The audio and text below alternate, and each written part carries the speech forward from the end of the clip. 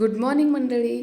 तर माझे सपुत्र माझ्यासोबतच उठतात आणि माझा अर्धा तास तर ह्यांना खुश करण्यामध्ये आणि ह्यांचा मूड फ्रेश करण्यातच असाच निघून जाते.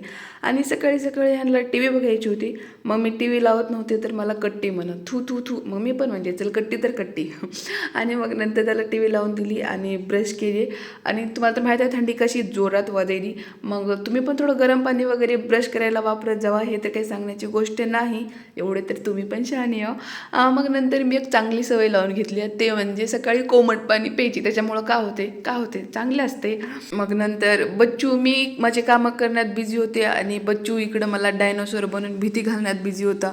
मग मी फटाफट लवकर लवकर आवरून मला जायचं होतं, म्हणून मी पत्तागोबी वगैरे कट करून घेतली आणि इकडं भाजी बनवत होते. आणि मी फर्स्ट टाईम पत्तागोबीमध्ये अंडे टाकून बनवणार होते.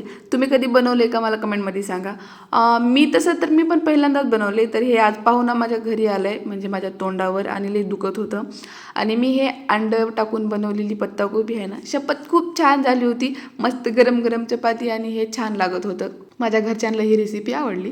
बच्चूला लव यू म्हणता येत नाही, म्हणून लव यू म्हणलं की त्यांना पण डोक्यावर 2 हात ठेवते.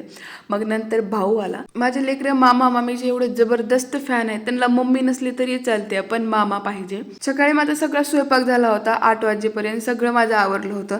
तेवढ्यातच ह्यांना खायचे होते पोहे. मम्मीला जर खायचं असेल तर मग काम पण करावं लागणार आहे. म्हणजे मला पण लवकर लवकर आवरून जायचं होतं. मग मी म्हणजे तुम्ही कट करून द्या. आणि मग त्यांनी कट करत होते.